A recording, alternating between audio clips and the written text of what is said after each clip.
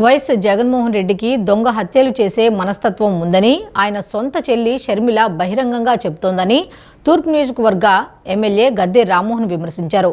వచ్చే ఎన్నికల్లో కూటమి పార్టీలను గెలిపించుకుంటే రాష్ట్రం అభివృద్ధి పదంలో ముందుకు సాగుతోందని ధీమా వ్యక్తం చేశారు. నగరంలోని 6వ డివిజన్ నిమ్మతోట సెంటర్, బాలభాస్కర్ నగర్ కొండ ప్రాంతాలలో తూర్పు నియోజకవర్గ కూటమి ఎమ్మెల్యే అభ్యర్థి గద్దె రామ్మోహన్, జనసేన నేత అమిశెట్టి వాసు, బీజేపీ, టీడీపీ నాయకులతో కలిసి ఎన్నికల ప్రచారాన్ని నిర్వహించారు. వచ్చే ఎన్నికల్లో తూర్పు నియోజకవర్గ ఎమ్మెల్యేగా తనను, ఎంపీగా పోటీ చేస్తున్న కేశినేని శివనాథులను సైకిల్ గుర్తుపై ఓట్లు వేసి గెలిపించాల్సిందిగా ఆయన కోరారు. ఈ సందర్భంగా గద్దె రామ్మోహన్ మీడియాతో మాట్లాడుతూ, జగన్మోహన్ రెడ్డి ప్రకటించిన మేనిఫెస్టోతోనే ఆయన మోసకారి అని ప్రజలందరికీ అర్థమైపోయిందన్నారు. మద్య నిషేధం చేస్తానని చెప్పిన జగన్మోహన్ రెడ్డి మద్య నిషేధం చేయకుండా కల్తీ మద్యం విక్రయిస్తూ 5 లక్షల మంది మరణానికి కారణమయ్యారని, మరో 35 లక్షల మంది నరాల బలహీనతతో బాధపడుతున్నారని గద్దె రామ్మోహన్ చెప్పారు.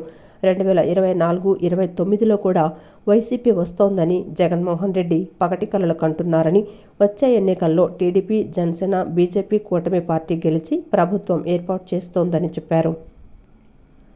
అనంతరం జనసేన నేత అమిశెట్టి వాసు మాట్లాడుతూ, డబ్బులతో నాయకులను, ఓట్లను కొని ఈ ఎన్నికల్లో ఎలాగైనా గెలవాలని అవినాష్ ప్రయత్నిస్తున్నారని అన్నారు.